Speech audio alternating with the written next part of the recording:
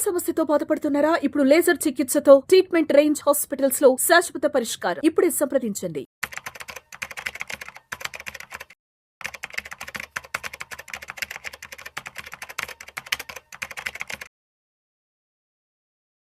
Welcome to Vishnu talks. నేను మీ విష్ణు. ప్రస్తుతం నాతో పాటు certified financial planner doctor Bachchu Anil Kumar garu ఉన్నారు. వారితో మాట్లాడదాం.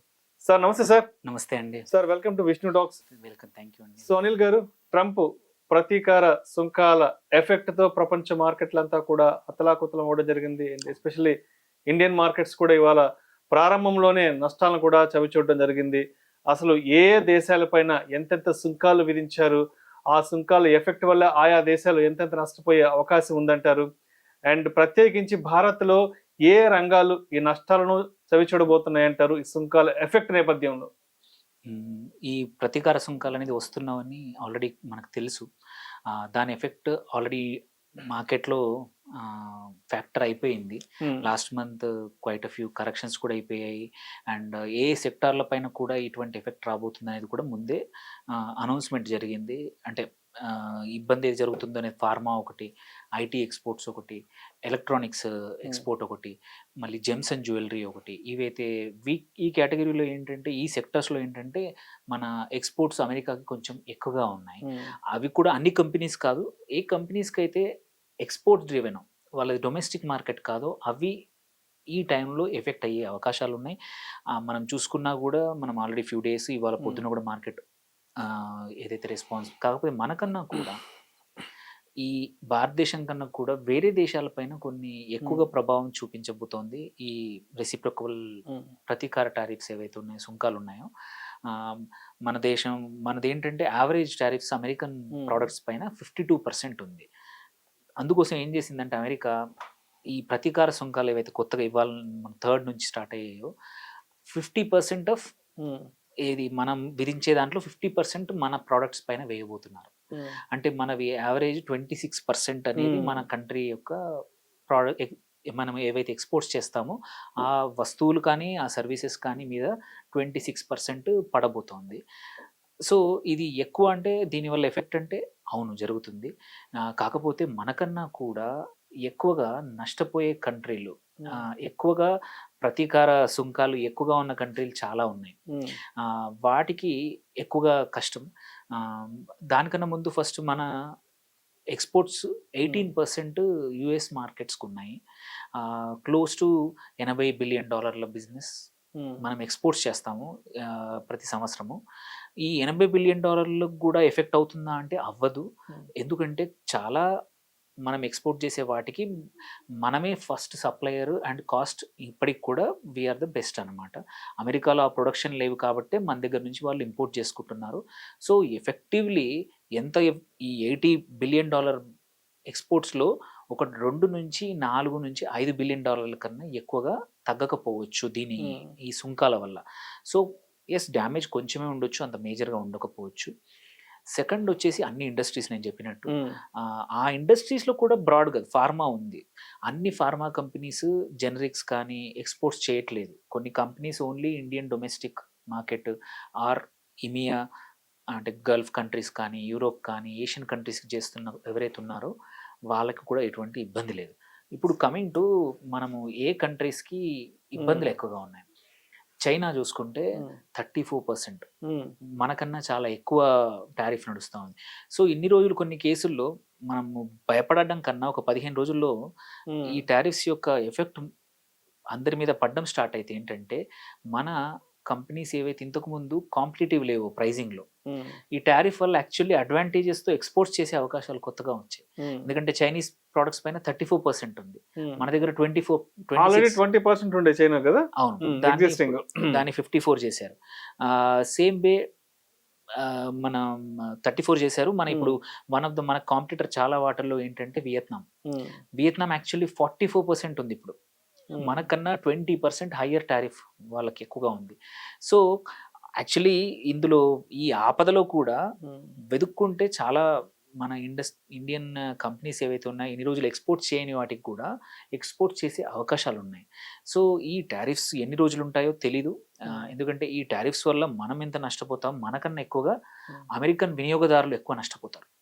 బికాజ్ అమెరికన్ వినియోగదారులు సేమ్ ప్రోడక్ట్ ఇంతకుముందు 10 రూపాయలకు కొనేది ఇవాళ ఈ టారిఫ్స్ వల్ల కంపల్సరీ మ్యానుఫ్యాక్చరర్స్ ఇంపోర్టర్స్ ఎవరైతే ఉన్నారో ఆ ప్రైజింగ్ వాళ్ళ వినియోగదారులకు ట్రాన్స్ఫర్ చేస్తారు. సో అమెరికాలో ద్రవ్యోల్బణం పెరిగే అవకాశాలు ఉన్నాయి.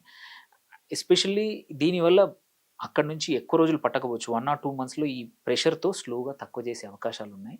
కాకపోతే కొన్ని సెక్టర్స్లో ఎక్కడైతే అమెరికన్ మ్యానుఫ్యాక్చరింగ్ ఉందో వాటిని మాత్రం వాళ్ళు ఆ టారిఫ్స్ తగ్గించే అవకాశాలు లేవు.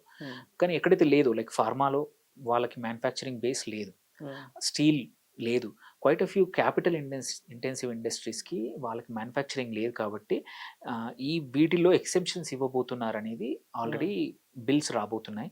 నెక్స్ట్ ఫ్యూ వీక్స్లో, ఒక 1 or 2 weeksలో చాలా సెక్టర్స్, ఫార్మా, స్టీల్, మల్టిపుల్ సెక్టర్స్కి మనకి ఎగ్జెంప్షన్స్ మళ్ళీ రావచ్చు, అంటే ఈ టారిఫ్స్ తీసేయచ్చు. సో ఈ అడ్జస్ట్మెంట్స్ ఉండొచ్చు, ఉంటాయి, పక్కా ఉంటాయి. 10-15 రోజులు మాత్రం ఈ భయాలు ఈక్విటీ మార్కెట్స్లో కంపల్సరీ భయాలు ఉంటాయి. ఏవైతే కంపెనీస్ ఫార్మాలో కొన్ని ఉన్నాయి, డాక్టర్ రెడ్డిస్ కానీ, సిప్లా కానీ, వాళ్ళకి ఏంటంటే యుఎస్ మార్కెట్ మేజర్ మార్కెట్, వాళ్ళ ఎక్స్పోర్ట్స్ మార్కెట్, వాటికి మాత్రం కొన్ని రోజులు వొలటిలిటీ ఉండే అవకాశం ఉంది.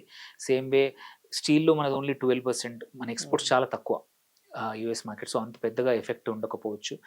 సిమెంట్ మన domestic market nothing. So lot of IT exports మాత్రం, ఐటీ సర్వీసెస్ కంపెనీస్ మాత్రం కొన్ని రోజులు ప్రెషర్ కావచ్చు. దీని వల్ల మన రూపీ ఇంకా డిప్రిషియేట్ అయ్యే అవకాశం ఉంది. సో ఒకవైపు కాంపిటీషన్ రావచ్చు, బట్ చాలా ఆపర్చునిటీస్ దొరుకుతాయి.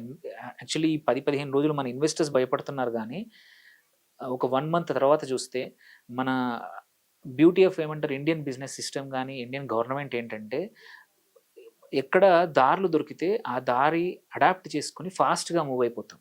మనం అప్పుడు ఇంతకుముందు చూసాం, యూరోపియన్ కంట్రీస్ అన్నీ రష్యా నుంచి కొనట్లేదు, ఎందుకంటే ఆ యుద్ధం వల్ల.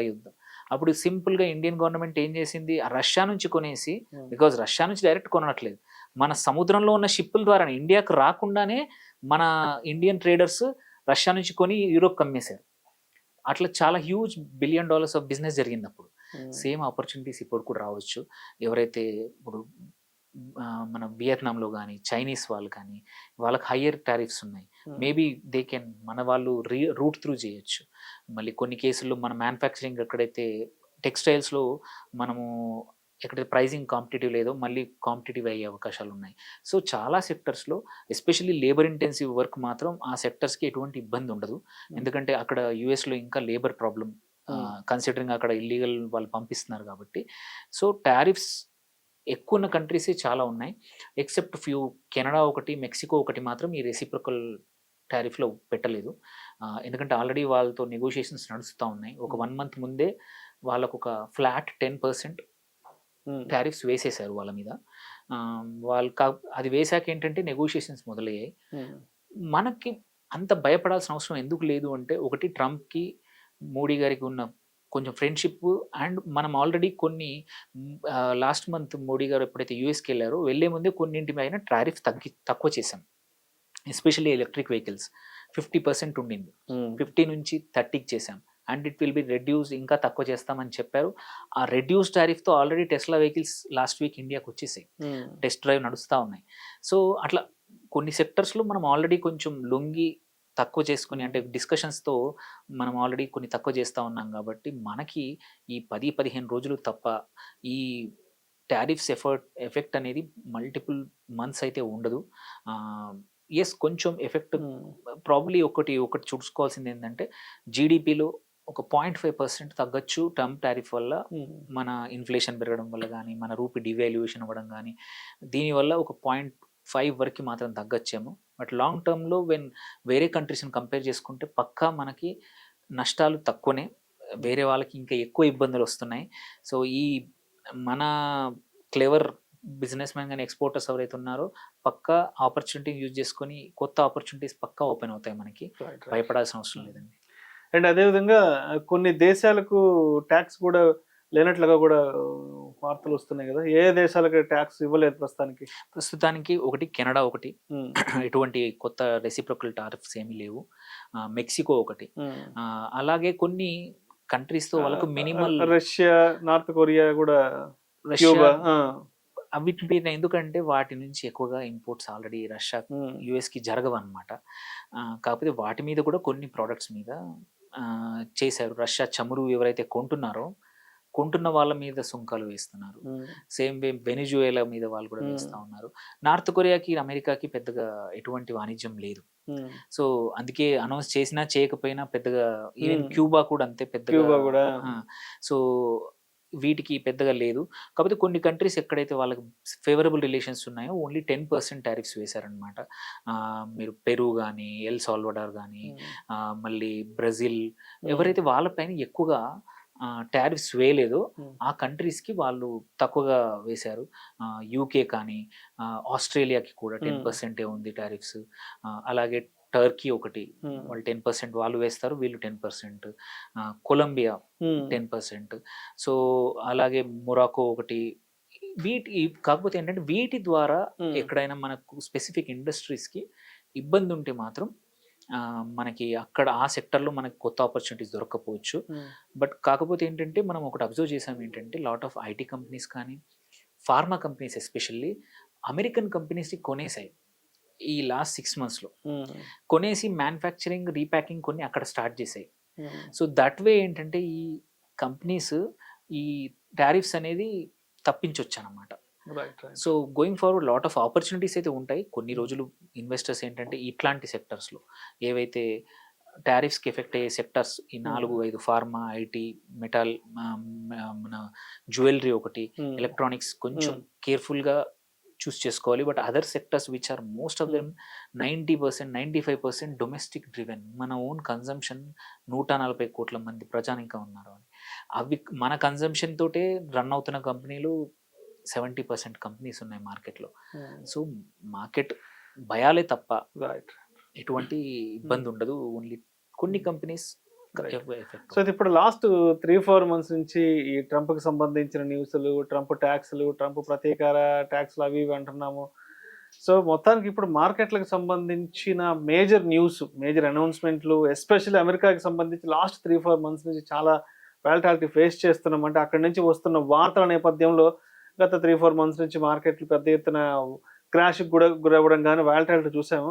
సో మొత్తానికి ఏప్రిల్ 2వ తారీఖుతో అసలు ట్రంప్ మనసులో ఏంటి మాట, ట్రంప్ ఏ దేశాలపైన ఎంతెంత ట్యాక్స్లు వేస్తున్నారు అండ్ భారత్ మీద కూడా ఎంత ఉండబోతున్న విషయం కూడా స్పష్టమైపోయింది కాబట్టి, అండ్ నెక్స్ట్ ఇంకేమన్నా పెద్ద ఈవెంట్స్ ఏమన్నా మార్కెట్ ఫేస్ చేయాల్సిన అవసరం ఉందంటారా? అండ్ ఏప్రిల్ 3-4 తేదీల తర్వాత నుంచి కూడా ఓన్లీ ఒక 2-3 మేజర్ ఈవెంట్స్ రాబోతాయి.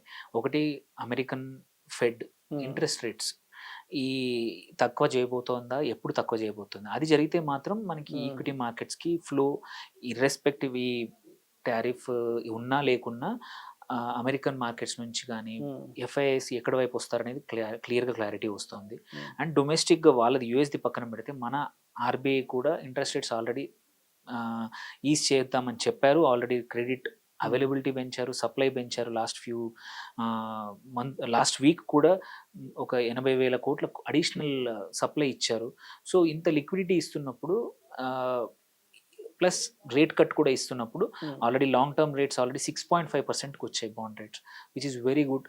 ఇది లాస్ట్ ఒక 3 years బ్యాక్ ఉన్న రేట్లు అనమాట. సో ఇలా చూస్తున్నాం ఏంటంటే going forward interest rates తగ్గచ్చు.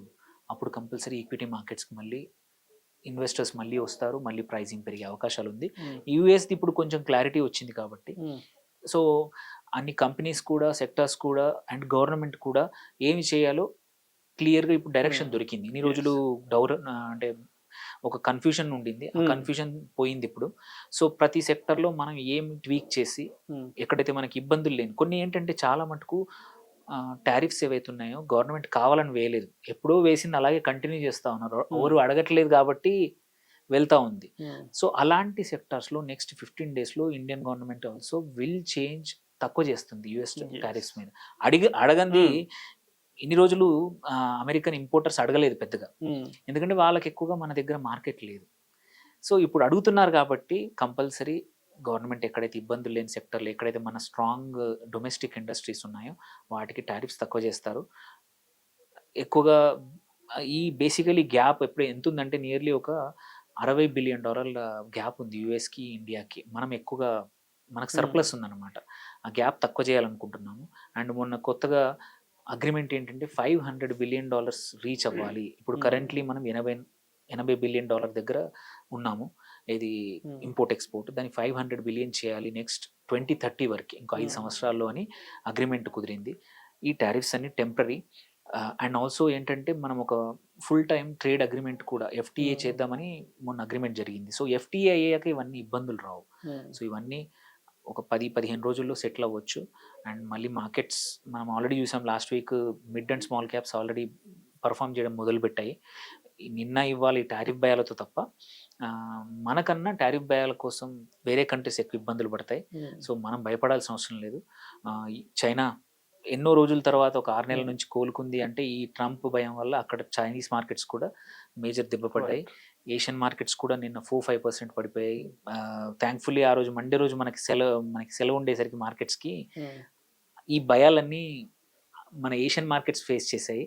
So అది కొంచెం తగ్గింది, నిన్న కొంచెం తగ్గింది. బట్ అనుకున్నంత మాత్రం మార్కెట్స్ కరెక్ట్ అవ్వట్లేదు.